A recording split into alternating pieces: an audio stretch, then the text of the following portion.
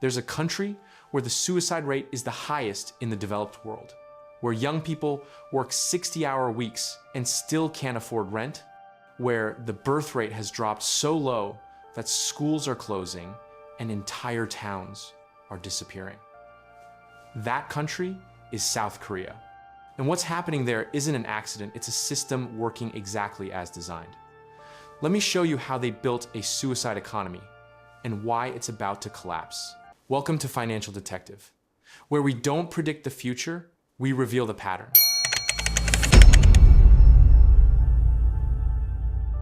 From the outside, South Korea looks like a miracle. In 1953, after the Korean War devastated the peninsula, South Korea's per capita income was lower than Ghana's. The country was rubble. No infrastructure, no industry, nothing but American aid keeping people alive. The average Korean earned $67 per year. Life expectancy was 47 years. Starvation was common.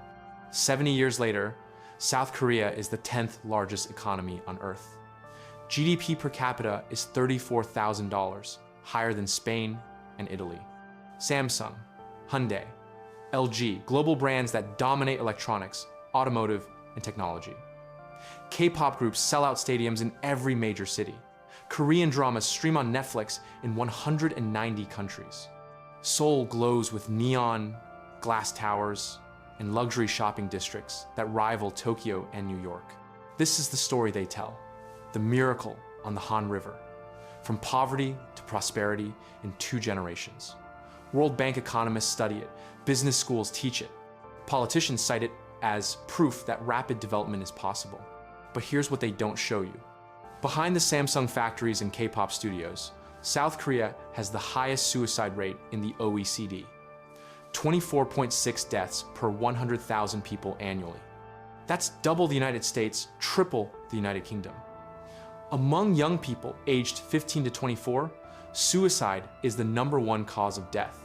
Not accidents, not disease, suicide. The Mapo Bridge in Seoul, one of the city's major crossings, became so notorious for suicide jumps that the government installed motivational messages along the railings. They said things like, "How was your day?" and "Have you eaten?" The messages didn't work. People kept jumping. In 2018, they installed barriers. The jumps moved to other bridges. South Korea has the longest working hours in the developed world. The average Korean employee works 1,915 hours per year. That's 200 hours more than Americans, 400 hours more than Germans. And despite working themselves to exhaustion, young Koreans can't afford to live. The average apartment in Seoul costs 19 times the average annual salary. In New York, it's 8 times. In London, 12 times. Korean millennials need 2 decades of savings just for a down payment if they don't eat, don't travel, don't live. And the result? They've stopped reproducing. South Korea's birth rate in 2024 is 0.72 children per woman. To maintain a stable population, you need 2.1. South Korea is at 1/3 of that. No country in recorded history has ever gone this low. Demographers are calling it a demographic death spiral. The miracle wasn't free. It was purchased with generations of workers ground into dust. And now, the bill is coming due.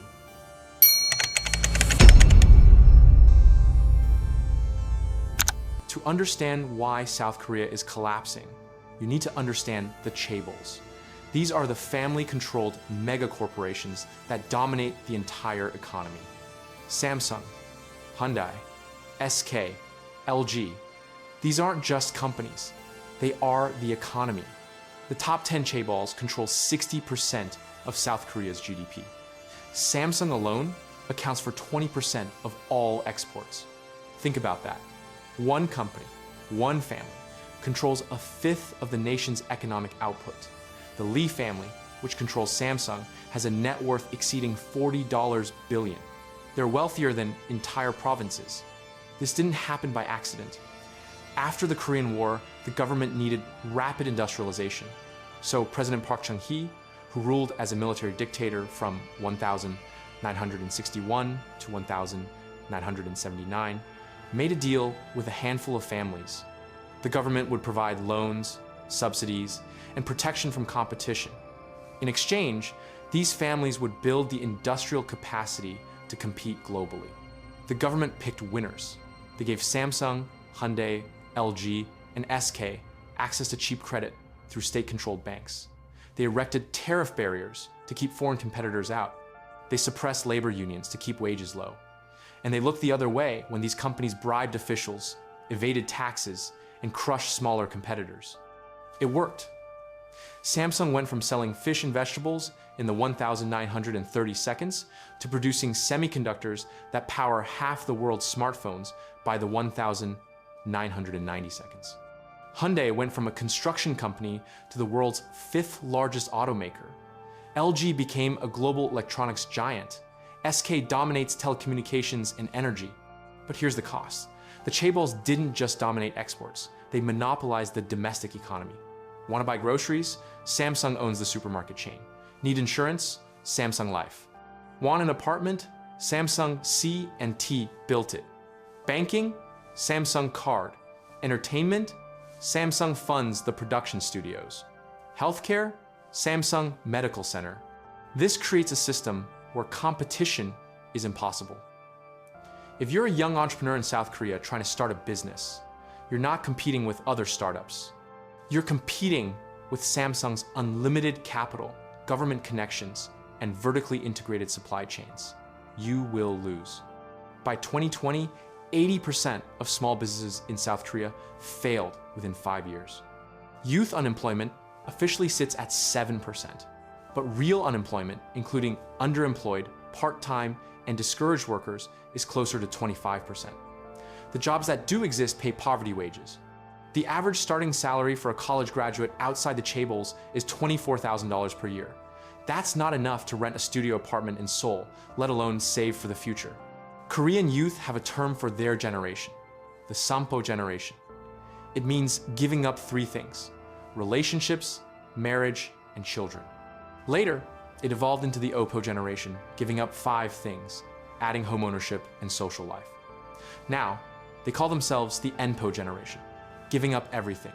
Because why plan for a future you'll never afford? The system has made it clear. If you're not born into a Chaebol family, if you don't attend the right university, if you don't land a Chaebol job, you're expendable.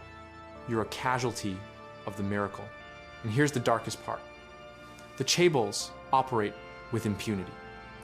Lee Jae-young, the current chairman of Samsung, was convicted of bribery, embezzlement, and perjury in 2017.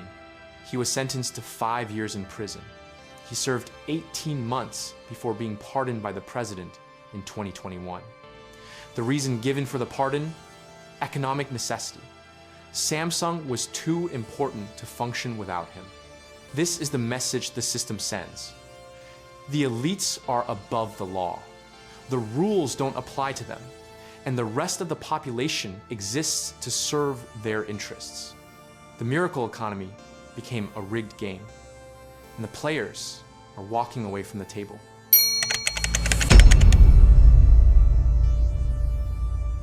The term hell, Joseon, emerged around 2015, coined by disillusioned young Koreans.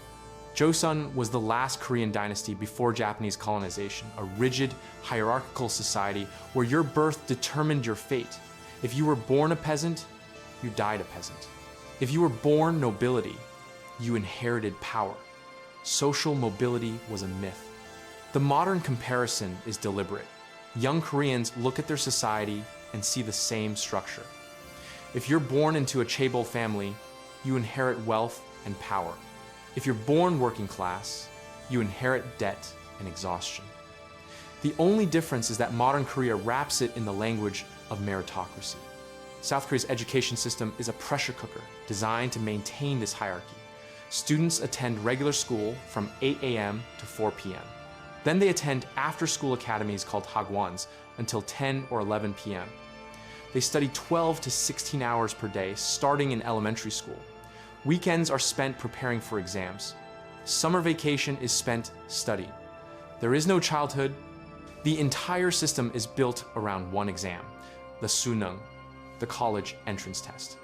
Administered once per year in November, the Sunung determines your entire future. Your score determines which university you attend. Your university determines which Chaebol hires you. And once you're hired, your life is locked in. If you go to Seoul National University, Korea University, or Yonsei University, the Sky Schools, and get hired by Samsung, you're set. You'll earn $60,000 per year, starting with benefits and job security. You'll still work 60-hour weeks, but you'll have status. You'll be able to afford an apartment eventually. You'll be marriageable. If you don't, you're struggling forever. You'll work contract jobs with no benefits. You'll earn half what your Sky peers earn. You'll live with your parents into your 30 seconds. You'll never own property. And you'll be considered a failure by society. The pressure is so intense that South Korea has the highest rate of childhood depression in the OECD. 10-year-olds are diagnosed with stress-induced ulcers. 12-year-olds develop insomnia. 15-year-olds contemplate suicide if their practice test scores drop. And it doesn't end in childhood. Once you're hired by a Chaebol, you're expected to work 60 to 70-hour weeks, attend mandatory after-work drinking sessions with bosses, and sacrifice personal life for corporate loyalty. Refusal to attend drinking sessions is considered insubordination. Taking vacation days is seen as disloyalty.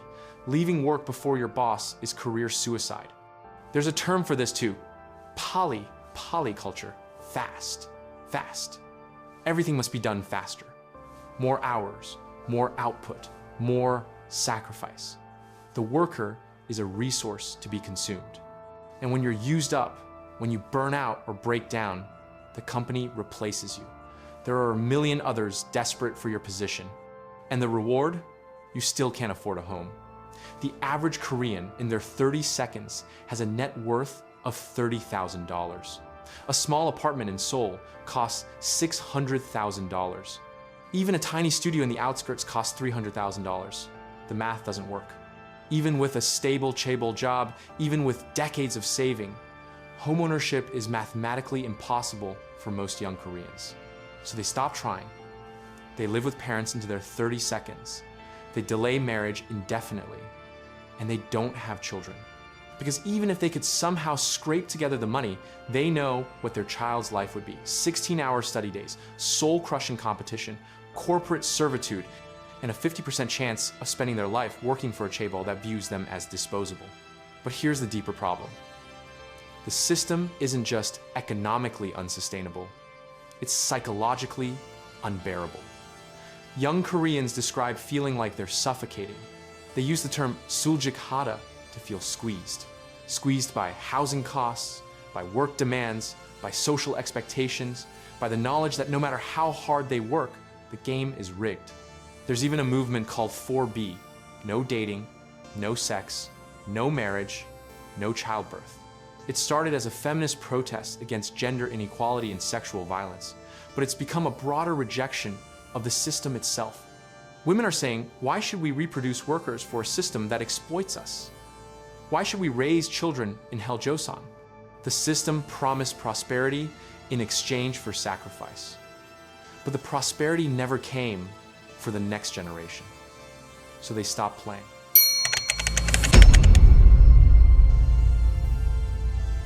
In 2024, South Korea's total fertility rate dropped to 0.72.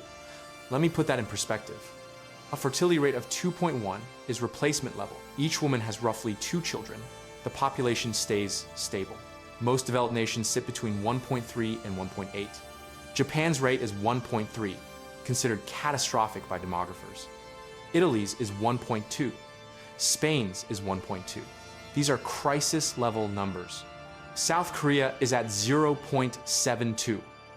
That's half of Japan's crisis level. That's 1/3 of replacement level. At this rate, South Korea's population will shrink from 51 million today to 24 million by 2100. That's a 53% collapse in 76 years. But the real damage happens faster. By 2040, the number of working-age adults will drop by 30%.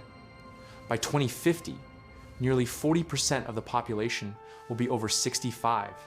By 2070, more than half the population will be over 65. This creates a demographic death spiral. Fewer workers mean less tax revenue. Less tax revenue means the government can't fund pensions or healthcare for the aging population. And when young people see that the system is collapsing, they have even less incentive to participate, so they leave or stop reproducing entirely, which accelerates the collapse further. This is already happening. South Korea's population peaked in 2020 at 51.8 million. It's been declining ever since. In 2021, deaths exceeded births for the first time in modern Korean history. In 2022, the gap widened. In 2023, deaths exceeded births by 90,000. The acceleration is exponential. Schools are closing. In 2023, over 400 elementary schools shut down due to lack of children. Entire rural provinces are emptying out. Towns that had 10,000 residents in 1990 now have 1,500, mostly elderly. The young have left for Seoul or abroad. And even in Seoul, maternity wards are closing. Hospitals that delivered 5,000 babies per year in 2000 delivered 1,200 inches, 2023. The South Korean military is facing a recruitment crisis. By 2040, there won't be enough young men to maintain current troop levels. The military is already shortening mandatory service terms and lowering physical standards because they can't fill the ranks. Universities are merging or closing. In 2023, 50 universities shut down or consolidated due to lack of students. The country built educational infrastructure for 600,000 college freshmen per year. Now there are 400,000. By 2040, there will be 200,000. Half the universities will disappear. The government knows this is happening. They've thrown money at the problem. Since 2006, South Korea has spent over $200 billion on pro-natalist policies, child subsidies, parental leave, free childcare, cash bonuses for having children. In 2024, they're offering $70,000 per child. It hasn't worked. The birth rate keeps falling because the problem isn't money, it's the system. You can't bribe people into reproducing when the cost of raising a child in South Korea is $400,000 over 18 years, when housing is unaffordable, when work-life balance doesn't exist, and when the future looks like hell, Joseon.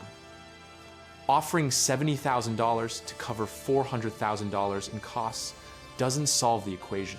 Korean women are making a rational choice. They're opting out. They're refusing to bring children into a system designed to consume them, and they're doing it en masse. The population is shrinking, the workforce is aging, and there's no sign of reversal.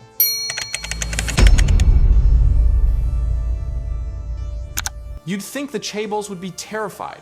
Fewer workers, fewer consumers, fewer young people to exploit. But they're not panicking, they're adapting. And their adaptation makes the problem worse. Samsung, Hyundai, and LG are automating. Factories that employed 10,000 workers in 2000 now employ 2,000. The rest have been replaced by robots and AI. Samsung's semiconductor fabrication plants in Hwasong operate with minimal human intervention. Hyundai's car factories use robotic assembly lines that can build a vehicle in 18 hours with 80% fewer workers than a decade ago. The Chaebols don't need a large domestic workforce anymore. They produce in Vietnam, China, and India, where labor is cheaper and regulations are weaker. Samsung employs 270,000 people globally. Only 100,000 are in South Korea. Hyundai employs 120,000 people. Only 70,000 are in Korea.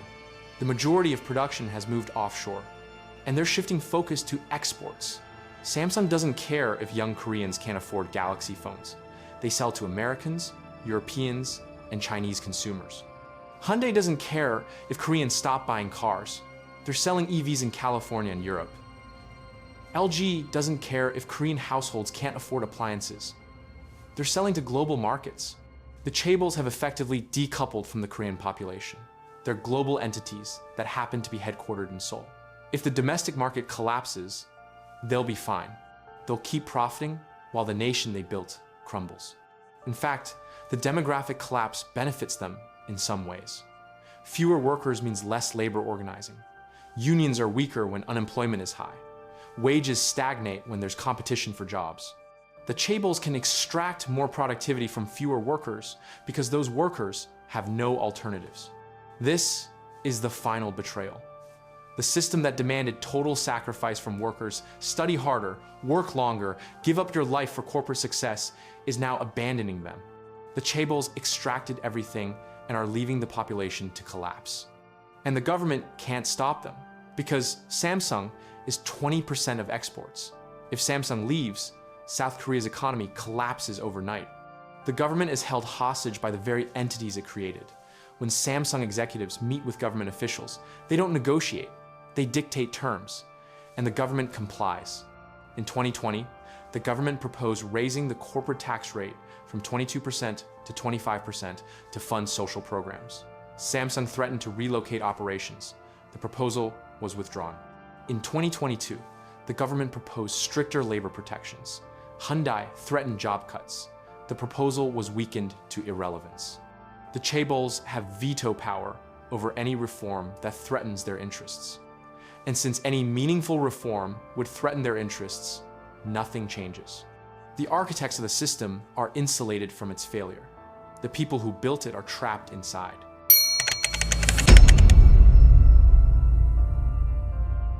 Let's do the math.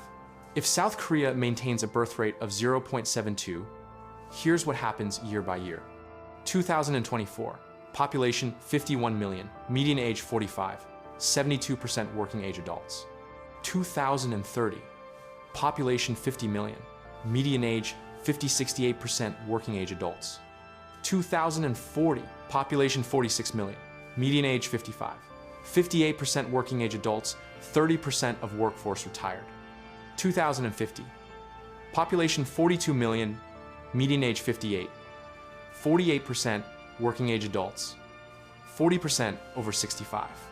2060, population 36 million, median age 60, majority approaching retirement. 2070, population 32 million, median age 62, majority elderly, workforce collapsed. 2080, population 28 million, median age 64, infrastructure failing. 2100, population 24 million, median age 65 plus, functionally extinct as a modern state. At some point between 2050 and 2070, South Korea will cross a threshold where there aren't enough workers to sustain the economy. Tax revenue collapses because fewer workers means fewer taxpayers. Pensions default because there aren't enough workers to fund retirees. Healthcare systems fail because there aren't enough doctors, nurses, and caregivers for an aging population. Infrastructure decays because there aren't enough workers to maintain roads, bridges, and utilities. The government loses the ability to function. This is called a demographic tipping point. Once you pass it, recovery is mathematically impossible. You can't suddenly produce millions of young people. Even if the birth rate rebounded to 2.1 tomorrow, which it won't, it would take 30 years before those children enter the workforce. And in those 30 years, the demographic structure would have already collapsed. South Korea is past the point of no return. The only question is how fast the collapse happens. And every year, it accelerates. In 2020, deaths exceeded births by 20,000. In 2021, by 50,000. In 2022, by 70,000. In 2023, by 90,000. The gap is widening exponentially. And unlike economic crashes, demographic collapses can't be fixed with stimulus or bailouts. There's no central bank solution for missing children. The government is preparing for collapse. In 2023, they published internal projections showing that by 2070, 43% of municipalities will be classified as extinction zones regions, with fewer than 20 residents per square kilometer, mostly elderly, economically non-viable. These areas will be abandoned. Services will be withdrawn. Infrastructure will decay. Entire regions of the country will become ghost zones. Seoul might survive as a shrinking city-state supported by Chaebol exports, but the rest of the country will empty out. And even Seoul will face catastrophic strain as half its population ages into dependency. The equation is locked in. The variables can't be changed fast enough. Collapse is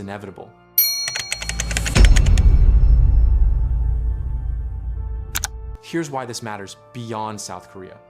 Because they're not alone. Japan's birth rate is 1.3, Italy's is 1.2, Spain's is 1.2, China's just dropped to 1. Taiwan is at 0.87, second worst in the world after South Korea. Across the developed world, birth rates are collapsing. The pattern is the same everywhere. High cost of living, unaffordable housing, stagnant wages, monopolized economies, overworked populations, and young people making the rational decision not to reproduce. South Korea is the extreme version. They industrialized faster, worked harder, and sacrificed more than anyone else. And now, they're paying the price first. But the rest of the developed world is following the same trajectory, just 20 years behind. China is particularly vulnerable. Their one-child policy artificially suppressed births for 40 years. Now, even after lifting restrictions, the birth rate is in free fall. By 2100, China's population could shrink from 1.4 billion to 600 million.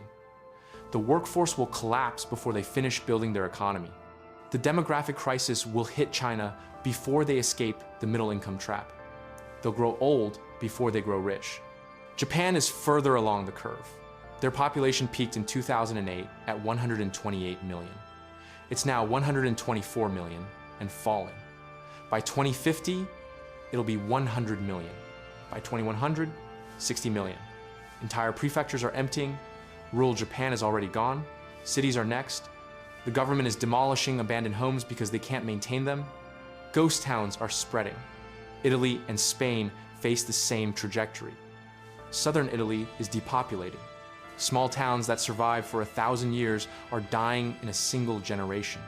Spain's population is projected to drop from 47 million to 35 million by 2100. The Mediterranean is becoming a geriatric ward. Even China's demographic collapse is following the South Korean pattern. High youth unemployment, unaffordable housing in major cities, overwork culture, and a generation of young people who've stopped reproducing. The lying flat movement in China is the Chinese version of ENPO. Young Chinese are checking out of the system the same way young Koreans are. The lesson from South Korea is clear. You cannot build a modern economy on the backs of a sacrificed generation and expect them to reproduce. You cannot monopolize opportunity, inflate housing costs, and demand 60-hour work weeks, and then act surprised when people stop having children. The math is simple. If you make life unaffordable and unbearable, people will check out. And once the birth rate drops below 1, you cannot recover. The demographic spiral becomes irreversible. South Korea is the warning. The rest of the developed world is ignoring it.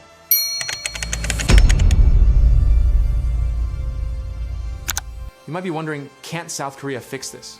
Can't they reform the Chaebols, lower housing costs, reduce work hours, make life livable again? Theoretically, yes. Practically, no. Because the people with the power to change the system benefit from the system. The Chaebol families are billionaires. The Lee family controls Samsung. The Chung family controls Hyundai. The Koo family controls LG. These families have combined wealth exceeding $100 billion. They own the economy. The politicians are funded by Chaebols. Campaign contributions, lobbying, revolving door employment. The bureaucrats rotate into Chaebol executive positions after retirement. It's called amakudari in Japan, descent from heaven. The same system exists in Korea. Former government ministers become Samsung board members. Former prosecutors become Hyundai legal counsel. Reform would mean breaking Chaebol monopolies, redistributing wealth, taxing the elites, and reducing corporate power. And the elites will never vote to dismantle their own system. South Korea's government has proposed reforms. In 2018, they introduced a bill to cap working hours at 52 per week. The Chaebols lobbied against it. They said it would harm competitiveness and threaten exports. The bill passed, but enforcement is non-existent. Companies ignore it. Workers don't report violations because they'll be fired. The system continues. In 2020, they proposed a wealth tax on inheritances over $5 million.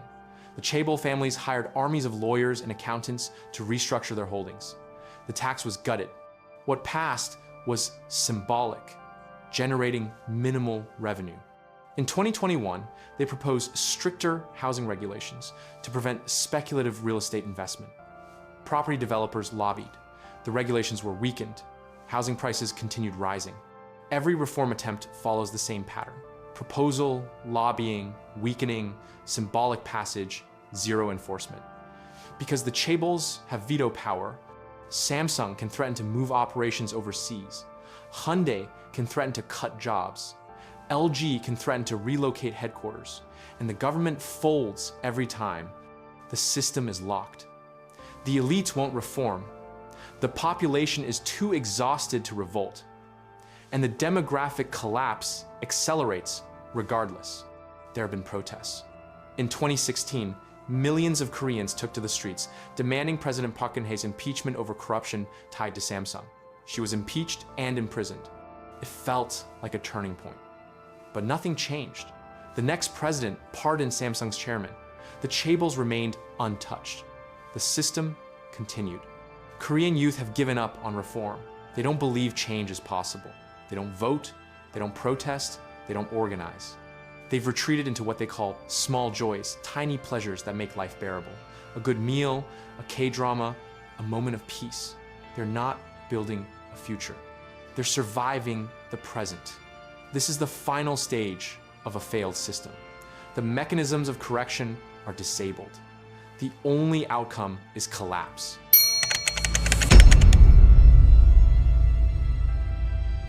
South Korea is dying. Not from war, not from disaster, but from a system that consumed its population and called it progress. The young people of South Korea aren't lazy. They aren't selfish. They're responding rationally to an irrational system. They've done the math, they've seen the future, and they've decided not to participate. Hell Joseon isn't a complaint, it's a diagnosis. It's the recognition that the society they inherited is broken beyond repair. And their refusal to reproduce isn't nihilism.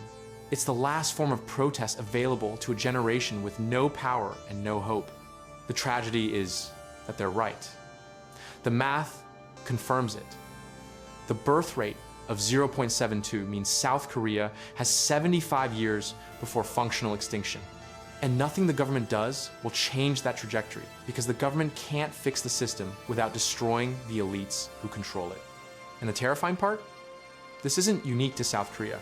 It's the endpoint of any system that prioritizes short-term growth over long-term sustainability, that monopolizes opportunity, that sacrifices workers for corporate profit, and that refuses to reform until collapse is already underway. South Korea is the canary in the coal mine, and the rest of the developed world is walking deeper into the tunnel. So here's my question for you. If you were a young Korean today, knowing what you know now, would you choose to have children in Hell Joseon? Let me know in the comments. If this video showed you a collapse most people don't see coming, subscribe. Because South Korea is just one chapter in a much larger story.